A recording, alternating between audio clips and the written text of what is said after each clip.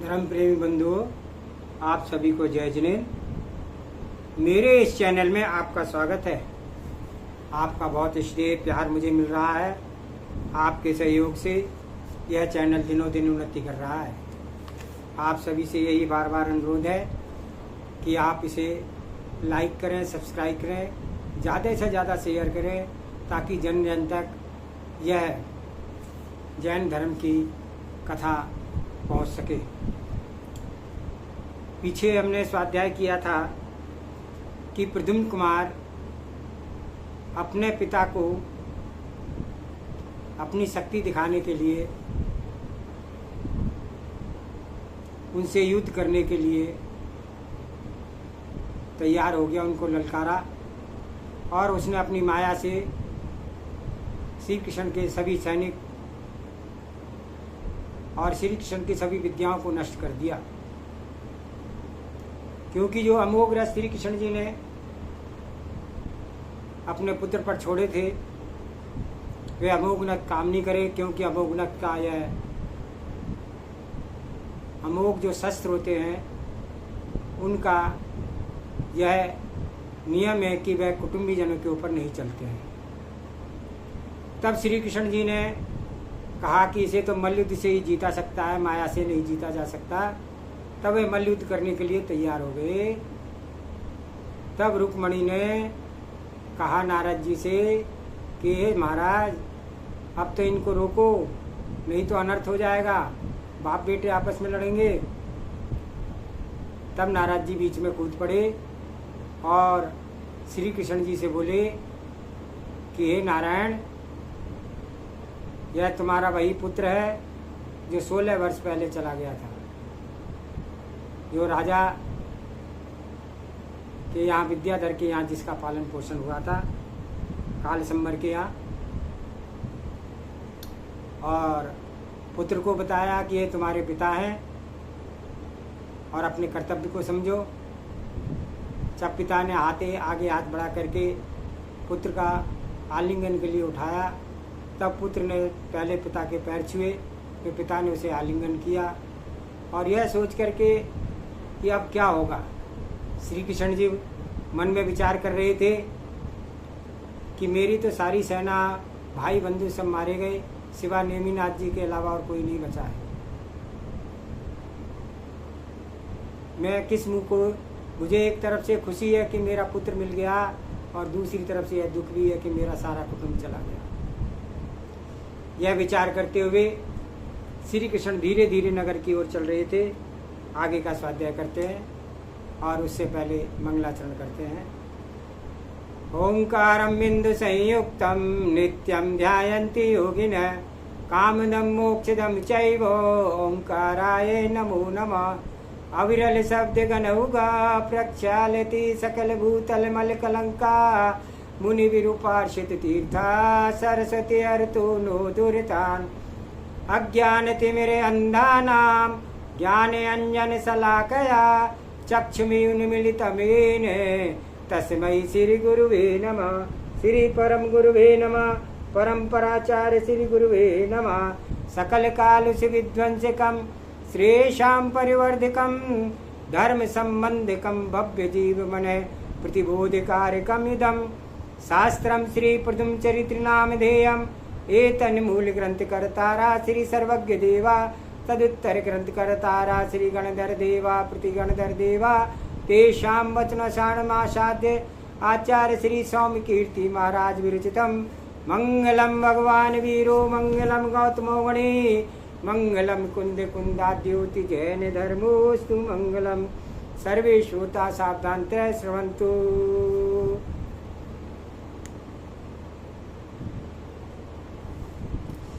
श्री कृष्ण जी के मुंह से इस प्रकार दीनता के वचन सुनकर के नारद जी ने उनका दिक निवारण करते हुए कहा, हंस करके बोले, कुमार ने इस संग्राम में किसी की एक भी जीव को नहीं मारा है और ना ही हाथी घोड़े और पैदलों को किसी को भी कुछ पीड़ा पहुंचाई है।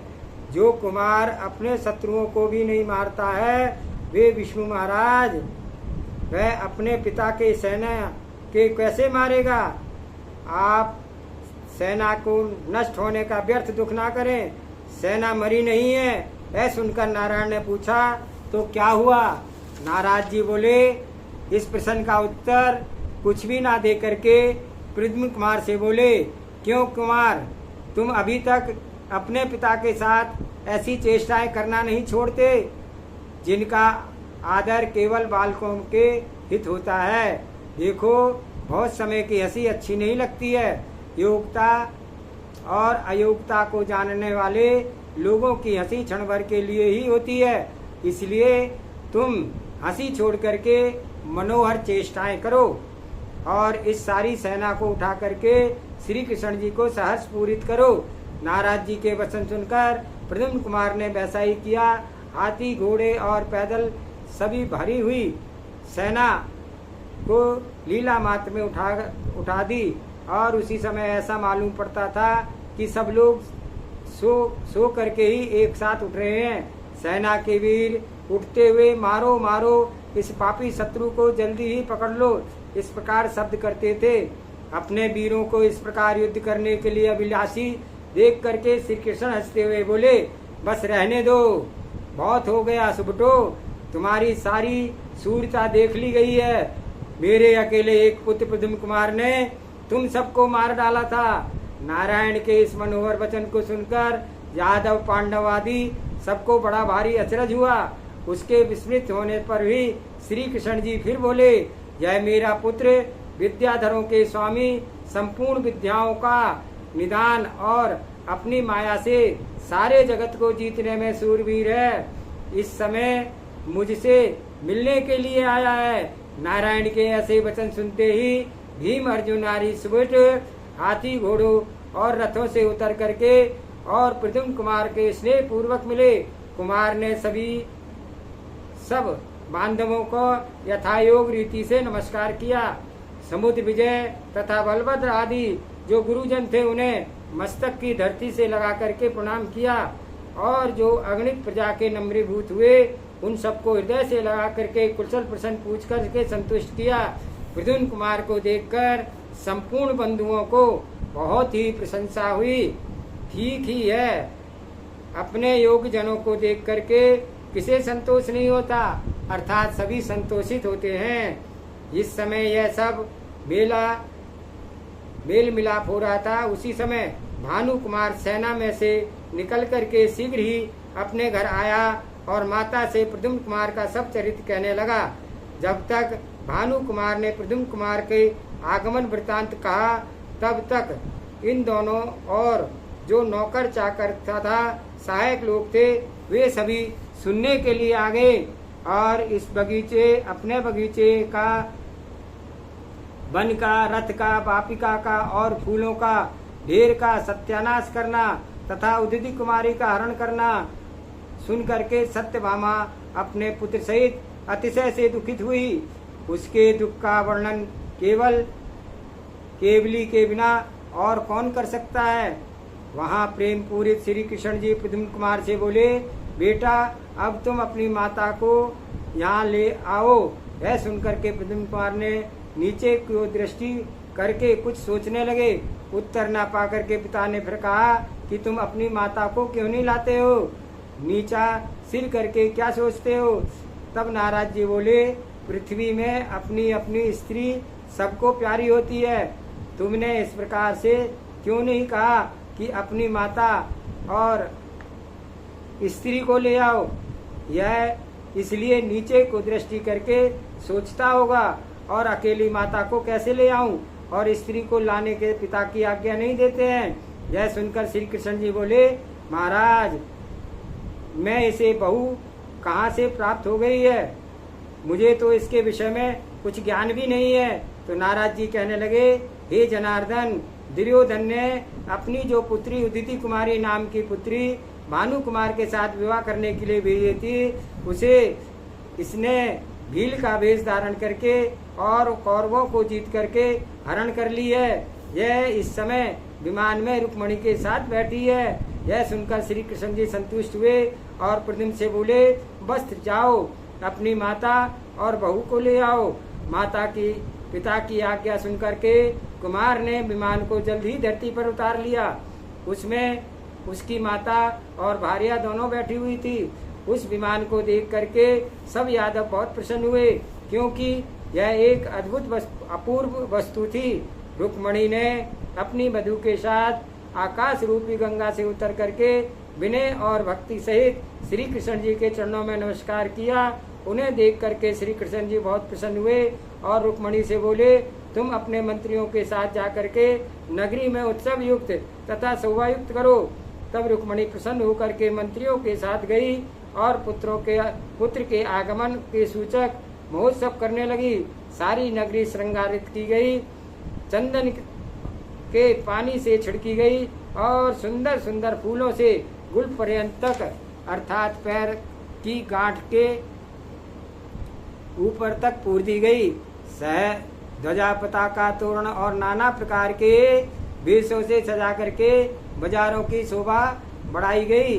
नगरी की सजावट हो चुकने पर मंत्रियों ने श्री कृष्ण जी को विनय से मस्तक झुका करके भक्ति पूर्वक सूचित किया, हे नाथ, नगरी का श्रृंगार हो चुका है। उसके वचन सुनकर के नारायण बड़े प्रसन्न हुए और तेज बजने वाले नगाड़ा आदि नाना प्रकार के वादित्रों और नृत्य करती हुई गणिकाओं के साथ बड़े भारी उत्सव से नगरी की ओर चले। उनके साथ महाराज समुद्र विजय आदि बहुत से राजा थे। नगर में प्रवेश करते समय अगणित स्त्री और पुरुष देखने के लिए आए। स्त्रियों को देखने की उतावली में अपने रूप चेष्टा विपरीत प्रकार की कर ली। मुंह पर काजल लपेट लिया, आंखों में केसर अंजलि, कानों में बिछुए और पैरों में कर्णफूल पहन लिए। इस प्रकार से नगरी की स्त्रियां नाना प्रकार की चेष्टा करती हुई हाथों में का अधूरा किया हुआ पूरा काम छोड़ करके बाहर आ गई। बहुत सी स्त्रियां कामदेव के रूप को देखकर और अपने चित्त में संतुष्ट होकर के आपस में इस प्रकार से विचार करने लगी। एक बोली, यदि कामदेव के समान सुंदर रूप वाला पति नहीं मिला तो अन्य काठ के समान पुरुषों का क्या प्रयोजन है। दूसरी पौढ़ावस्था की स्त्री बोली, यदि मेरे पुत्र हो तो कामदेव शरीर का ही पुत्र होना चाहिए।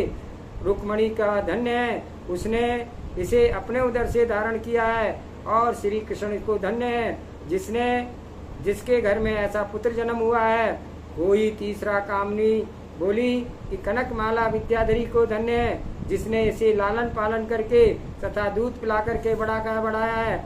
यादवों के कुल का यह जगत प्रसिद्ध पुण्य ही है जिसमें इसका अवतार हुआ, और द्वारका नगरी का बड़ा भारी भाग्य इसमें भी विचरण करेगा।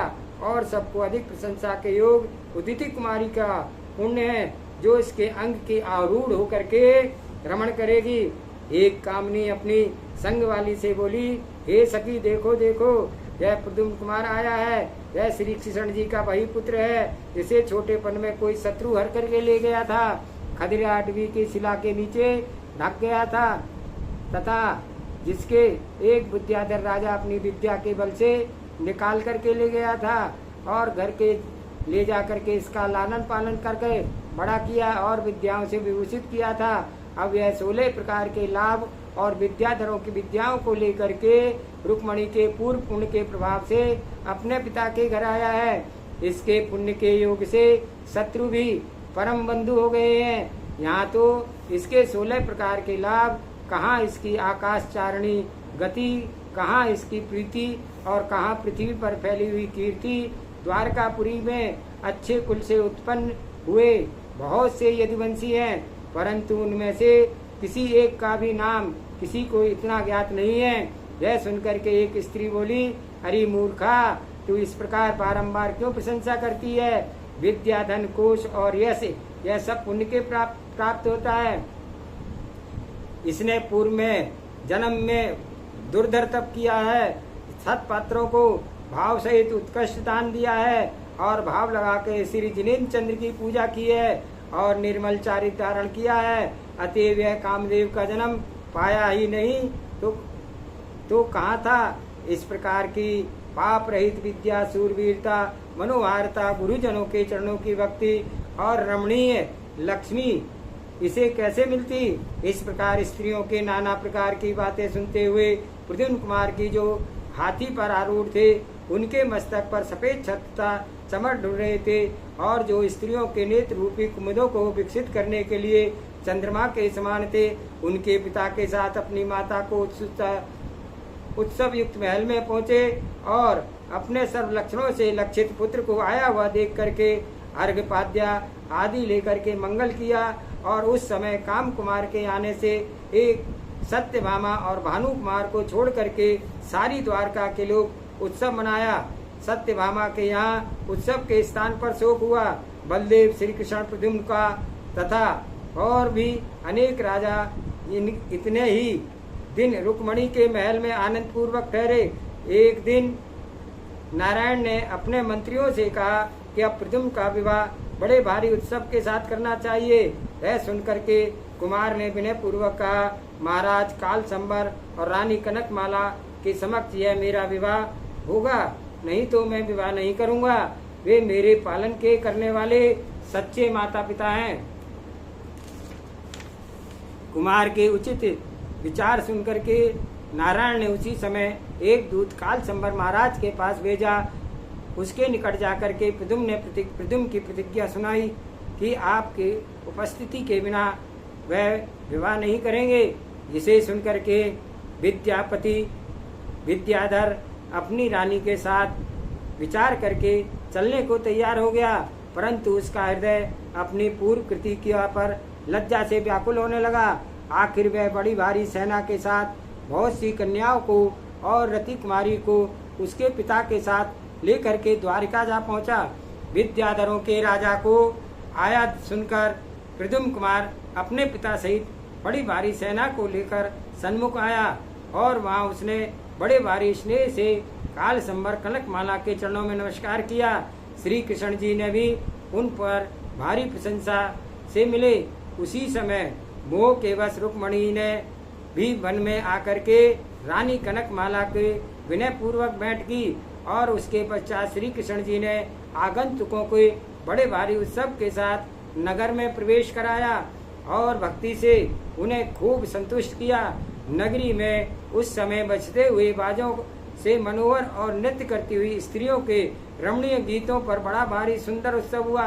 कहीं तो मनुष्यों के बजाए हुए बाजे के शब्द सुनाई पड़ता था और कहीं स्त्रियों का किया हुआ नृत्य दिखलाई पड़ता था। कहीं पताकाएं उड़ती थी, कहीं रत्नों के तोरण लटक रहे थे, तो कहीं घोड़ों के समूह, हाथियों के झुंड, रथों के थोक तथा छत्रबंद दिखलाई देते थे। इस प्रकार नाना भांति के उत्सवों से नगरी सुशोभित हो रही थी। इस प्रकार चिंतित, विभूतित और उपस्थित होने पर प्रद्युम्न कुमार श्री जिनेन्द्र देव के 8 प्रकार के द्रव्यों से पूजा करके राजाओं के समीप आया और उनसे मिलने पर उसने कहा कि मुझे सत्यभामा महारानी का सिर की बेड़ी मंगा दो।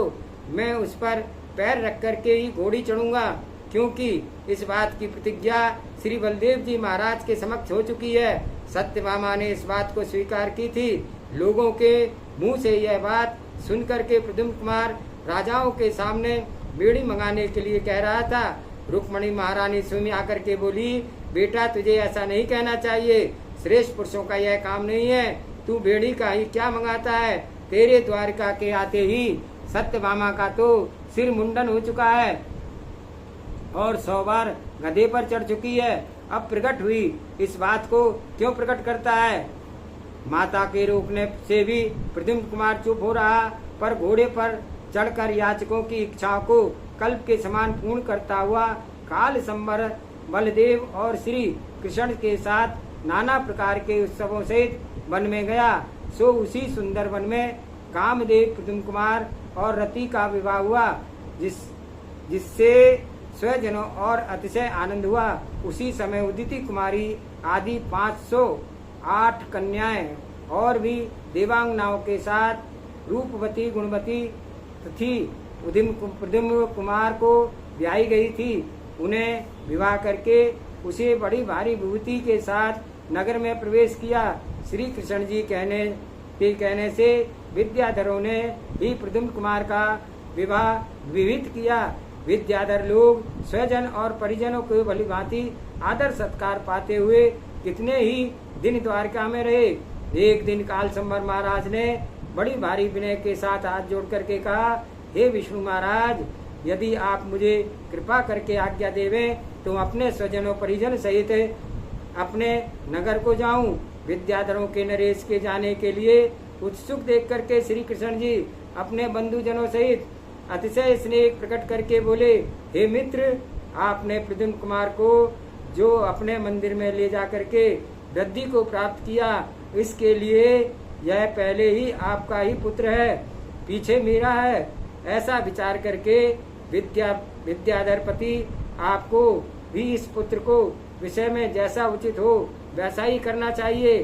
श्री कृष्ण जी के पश्चात रुक्मणी ने भी ऐसा ही कहा कि इसे आपको अपना पुत्र ही समझना चाहिए और कनकमाला को विधि पूर्वक नाना भांति के वस्त्र आभूषण आभरण आदि देकर के संतुष्ट किया। फिर श्री कृष्ण जी ने संपूर्ण विद्याओं को आदर पूर्वक संतुष्टि करके विद्याधरों को आदर पूर्वक संतुष्ट करके कालसंभर को अपने नगर की ओर विदा किया। वहां पहुंच करके श्री कृष्ण जी तो रुक्मणी सहित विद्याधरों की चर्चा करते हुए अपने महल को लौट गए, परंतु प्रद्युम्न कुमार मोह के मारे अपने उन माता पिताओं के साथ चला गया। सो कुछ दूर जा करके उनके चरण कमलों को नमस्कार करके उन्हें अपनी विनय से संतुष्ट करके लौट पड़ा और यादवों से भरी हुई नगरी में पहुंचा। प्रद्युम्न कुमार के विवाह को देख करके यदुवंशी भोजवंशी आदि सभी शुभ चिंतक खुश हुए। माता पिता के सुख को तो कहना ही क्या था, रुक्मणी की प्रसन्न चित्त देख करके अपना मनोरथ सफल हुआ समझ करके नाराज जी भी खुश हुए। सत्यभामा के दुख को देख करके उन्हें और भी अधिक संतोष हुआ। विवाह आदि कार्य हो जाने पर प्रसन्नता से वे अपने इच्छित स्थान पर चले गए। इसके पश्चात पिता की भक्ति के भार से नम्र सुख सागर के मध्य में विराजमान देवों के द्वारा सेवनीय देव पूजा, गुरु सेवा आदि 6 कर्मों को तत्पर और स्त्रियों के मुख रूपी कमलों पर भंवरों के समान गुंजायमान करने वाला प्रद्युम्न कुमार आनंद युक्त रह करके अपने जाते हुए समय को नहीं जान सका, अर्थात सुख ही सुख में उसे मालूम ही नहीं पड़ा कितना समय बीत गया। तदंतर सत्यभामा ने जो कि प्रद्युम्न कुमार के विवाह को देखकर दुख से बहुत आकुलित हुई थी, दुख के समुद्र में डूब रही थी। सुंदर रूप गुण आदि सब लक्षणों वाली अनेक विद्यानिक कन्याओं को मंगनी करके बुलवाई और उनका भानु कुमार के साथ विवाह कर दिया। सो माता के परम भक्त तथा गुणवान भानु कुमार भी उन स्त्रियों के साथ उसका सुख को भोगने लगे। सारी पृथ्वी में प्रद्युम्न कुमार की कीर्ति फैल गई। नगर के चौराहों पर जहाँ तहाँ प्रद्युम्न कुमार की कथा सुनाई पड़ती थी। यदि कीर्ति उस बलवान ने अपने पुण्य के प्रभाव से प्राप्त की थी, क्योंकि संसार में जो कुछ चिंतनीय तथा अमूल्य पदार्थ है वे सब पुण्य हेतुज हैं, अर्थात पुण्य से ही प्राप्त होते हैं। स्वजनों का मिलाप होना, चिंतित पाप रहित तथा उत्तम अर्थ की प्राप्ति होना और रात दिन देव तथा मनुष्यों से सेवित होना, इसे ये सब पुण्य रूपी वृक्ष के ही फल है। धर्म से अनेक प्रकार की पवित्र सुख मिलते हैं। धर्म से निर्मल कीर्ति होती है। धर्म से स्वजनों की सज्जनता रूपों का क्षय होता है और विद्या विवेक आदि की प्राप्ति होती है। और धर्म से ही संसार के क्लेश आदि तापों का हरण करने के लिए सोम अर्थात चंद्र के समान सौम्य है। इसलिए हे बुद्धिमानो, जिस भगवान के कहे हुए अतिशय कल्याण रूप धर्म की सेवा करो। इस प्रकार यह 11वां सर्ग यहाँ पर पूर्ण हुआ। आज हथ का स्वाध्याय यहीं तक समाप्त करते हैं। जावानी के ज्ञान से सूझे लोकालोक, सो वाणी मस्तक नमो सदा दे तू लोक। हे जिनवाणी भारती तुहे जपो निंदन, जो तेरी शरणा गए सो पावे सुख चैन। देव भजो अरिहंत को पुर सेवा निर्गन, दया धर्म पालो सदा ही मोक्ष का पंथ। 9 बार नमो का